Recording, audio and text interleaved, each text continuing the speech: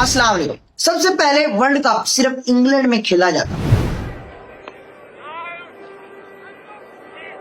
Oh, and this must be a run out here. He must be out. Richards again. Tragedy for Australia. Absolute tragedy with a misfield there. The old rule of never run on a misfield. मगर बाद में ये क्यों दूसरे मुल्कों में खेला गया? इसका जवाब है दो टिकट्स। बात शुरू होती है इंडियन यूनियन मिनिस्टर से, सिद्धार्थ शंकर रे। वो एक सरप्राइज विजिट पर इंग्लैंड गए हुए, मगर ये इतना भी सरप्राइज नहीं था। मगर इससे भी ज्यादा सरप्राइज ये था कि इंडिया ने 1983 के सेमीफाइनल में इंग्लैंड को हरा दिया था और फाइनल में जा पहुंची। It will be a tremendous Indian victory. They've beaten West Indies, they've beaten Australia. He can hit it anywhere, that's it. 4 runs off the edge. India are through to the final. What a great day for Indian cricket.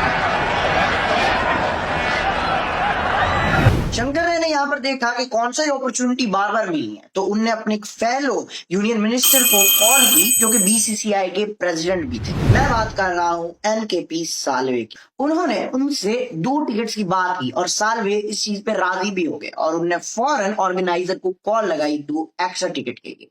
और जवाब में आया कि हम already आपको 2 tickets दे चुके हैं, आप चाहें तो यूज कर सकते हैं, मगर आपको और नहीं मिलेगा। अब आप खुद इस सिचुएशन को इमेजिन करो, इतना बड़ा मुल्क और उनकी टीम फाइनल भी थी, उनको 2 टिकट से ज्यादा कुछ नहीं मिल रहा। और दूसरी साइड पर एमसीसी, जो कि अब ईसीबी है, उनको ऑलरेडी प्रिजर्व सीट्स मिलती थी और इवन फाइनल के अंदर यही रिजर्व सीट बिल्कुल खाली थी, क्योंकि उनका मानना यह था कि हम कोई ऐसा मैच नहीं देखेंगे, कोई ऐसा फाइनल नहीं देखेंगे जिसमें इंग्लैंड ना खेल रही। ये वो दिन था जब साल्वे ने ठान ली कि इंग्लैंड से वर्ल्ड कप बाहर निकलना चाहिए। आपको पहले एक बात क्लियर करते जाएं कि उस टाइम का भी पावरफुल नहीं था आईसीसी के अंदर जितना वो आज है, और उनका मुकाबला दूसरी तरफ ऐसे मुल्क इंग्लैंड और ऑस्ट्रेलिया से होने जा रहा था जो कि वीटो पावर होल्ड करते थे। अगले दिन इंडिया की जीत का जश्न मनाने के लिए एक लंच पर जब सारे ऑफिशियल पाकिस्तानी श्रीलंकन ऑफिशियल साथ मिले थे, तो फिर साल्वे ने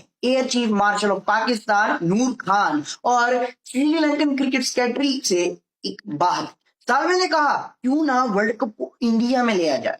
इसके जवाब में नूर खान ने कहा कि हम वर्ल्ड कप अपने मुल्कों में क्यों नहीं खेल सकते, और इसी का जवाब देते हुए साल्वे ने एक जुमला कहा कि क्यों ना को मिलकर होस्ट किया जाए। अब 2 और टेस्ट प्लेइंग नेशन का सपोर्ट मिलने के बाद बीसीसीआई के लिए जो चीज पहले इम्पॉसिबल थी अब डिफिकल्ट के लेवल पर पहुंच चुकी थी। बाद में जब साल्वे अपनी फतेहयाब टीम के साथ वापस इंडिया गए तो उनने prime minister of India Indira Gandhi को सारी कहानी के बारे में बताया। तो उनका सिर्फ सवाल था कि आप इस बारे में क्या करें। जब साल्वे ने अपना सारा का सारा प्लान इंदिरा गांधी को समझा दिया तो उन्होंने मिस्टर अंबानी को कॉल लगाई, और फिर इंदिरा गांधी ने भी मिस्टर अंबानी से एक सवाल पूछा कि अगर इंडिया के अंदर वर्ल्ड कप आता है तो क्या आप उसकी कॉस्ट को झेल सकेंगे। तो उन्होंने एक ही जवाब दिया कि मैं आपको खाली चेक पर साइन करके दे दूंगा। इसके बाद साल्वे ने 1983 के अंदर लाहौर में एक मीटिंग कंडक्ट करवाई जिसमें पाकिस्तानी और श्रीलंकन ऑफिशियल दोनों मौजूद। साल्वे ने अपना प्लान इस मीटिंग में बताया और जब मोहन दालमिया ने एक प्रपोजल ड्राफ्ट किया जो कि आईसीसी के सामने प्रेजेंट किया जाना था, जवाब बहुत ज्यादा थंडरस था। आईसीसी ने प्रपोजल मिलने के बाद इसके ऊपर एक से एक करके ऑब्जेक्शन उठाने शुरू कर दी और इस प्रपोजल को बरी कर दिया गया। मगर यहीं पर ट्विस्ट आता है, सबको मालूम था कि ये प्रपोजल एक्सेप्ट नहीं होगा, मगर मकसद कुछ और ही था। मकसद था अपनी चेंज करना। वर्ल्ड कप के इस प्रपोजल के अंदर एक shifting world cup proposal present किया गया था जिसके मुताबिक इंडिया के बाद वर्ल्ड कप ऑस्ट्रेलिया के अंदर शिफ्ट हो जाना, और यहीं से ऑस्ट्रेलिया भी मैदान में आ गया। ऑस्ट्रेलियन क्रिकेट चेयरमैन ने इसके बाद अपनी रजामंदी दे दी इंडिया को वर्ल्ड कप शिफ्टिंग प्रपोजल के ऊपर, और उन्होंने कहा कि मैं इंग्लैंड के खिलाफ तो वोट नहीं करूंगा अगर ओपन बैलेट में हुआ। दूसरे अल्फाजों में समझाऊं तो ऑस्ट्रेलिया ये कहना चाह रहा था कि अगर क्लोज बैलेट में हुआ तो हम आपके लिए वोट करेंगे। ऑस्ट्रेलिया की रजामंदी मिलने के बाद इंडिया और पाकिस्तान ने एक ज्वाइंट कमेटी फॉर्म की और नूर खान ने साल्वे को इसका प्रेसिडेंट बनाया। इसके बाद ये दोनों मुल्क अपने अगले कदम की तरफ गए वर्ल्ड कप को इकट्ठा होस्ट करने के कदम की जानिब आईसीसी वोटिंग सिस्टम। चलो इसको थोड़ा सा सिंपल बनाते हैं। आईसीसी वोटिंग सिस्टम के अंदर पूरी 37 टीम्स वोट कर सकती हैं, जिसके अंदर से 21 मेंबर्स एसोसिएटिव मेंबर्स हैं और 8 मेंबर्स टेस्ट प्लेइंग नेशंस, जहां पर टेस्ट प्लेइंग नेशंस को पूरे होता है। यहाँ पर साल्वे ने इस अपॉर्चुनिटी को स्मेल किया और फौरन पकड़ा। उसने एसोसिएट टीम्स को दावा किया कि 4 गुना ज्यादा पैसे देंगे इंग्लैंड से, और टेस्ट प्लेइंग नेशंस को दावा किया कि पूरे 5 गुना ज्यादा देंगे इंग्लैंड से। वोटिंग में इंडिया 16-12 की लीड से जीत गया, मगर इस चीज को ऑफिशियली अनाउंस किया जाता इंग्लैंड ने इसके खिलाफ ऑब्जेक्शन उठाने शुरू कर दिए। उन्होंने ये कहा कि हमने पाकिस्तानी रिप्रेजेंटेटिव का वोट नहीं देखा, नसीम हसन का वोट कहाँ है। अब मैं आपको क्लियर करता जाऊं कि ये वो लोग थे जो क्रिकेट की बहुत हाई पोस्ट के ऊपर बैठे हुए थे और वो मिस्टर शाह के छोटे कद का मजाक बना रहे, मगर फिर उन्होंने जो किया वो देखने वाला था।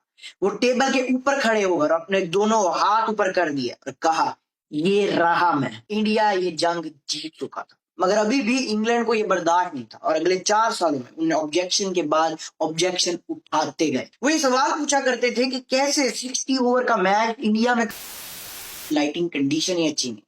तो साल्वे ने जवाब दिया, हम 60 से 50 कर लेंगे। उन्होंने सवाल पूछा कि ब्रॉडकास्टिंग सिस्टम कहां से लेकर आओगे, तुम्हारे पास तो अच्छा है ही नहीं। जवाब में आया कि हम 30 करोड़ के वर्थ का एक नया सिस्टम खरीद लेंगे। उन्होंने सवाल पूछा कि इतना बड़ा इंडिया कंट्री और पाकिस्तान को भी इंक्लूड कर रहे हो तो कैसे लोग एक जगह से दूसरी जगह पर जाएंगे। तो उन्होंने जवाब दिया, वर्ल्ड कप के लिए सारे के सारे एयर रूट दोबारा से स्केड्यूल किए जा रहे हैं। वर्ल्ड कप से 1 साल पहले 1986 के अंदर उन्होंने एक और ऑब्जेक्शन उठा दिया कि हम तो वर्ल्ड कप में नहीं आ रहे क्योंकि पाकिस्तान और इंडिया के दरमियान टेंशन है। इसके बाद मिस्टर बिंद्रा जो कि आईपीजीएमसी के सेक्रेटरी भी थे, उन्होंने जियाउल हक से बात की और उन्होंने कहा कि आप इंडिया में दौरे के लिए आए ताकि ये ऑब्जेक्शन तो हटे। और इसके बाद जियाउल हक इंडिया में गए और 1 साल के लिए टेंशन गायब ही हो गई। अब एक बात को यहाँ पे क्लियर किया जाए, इंडिया ने जितना दावा किया था कि हम इतना पैसा इस वर्ल्ड कप पे लगाएंगे, इतने पैसे देंगे, इतना पैसा इंडिया के पास नहीं था। मगर ये भी कैसे एक पूरा वर्ल्ड कप जुगाड़ से चला। मगर मुझे लगता है कि आज जो इंडिया पाकिस्तान के साथ कर रही है इन टूर्नामेंट्स के हवाले से, वही चीज इंडिया के साथ भी इंग्लैंड ने की थी उस टाइम। आपको क्या लगता है, क्या चैंपियन ट्रॉफी पाकिस्तान में ही होगी और क्या पाकिस्तान में इंडिया आएगी? कमेंट्स में बताएं। और तब तक के लिए याद रखें, आज भी आधे से ज्यादा हिस्ट्री दफन। अल्लाह हाफ़िज़।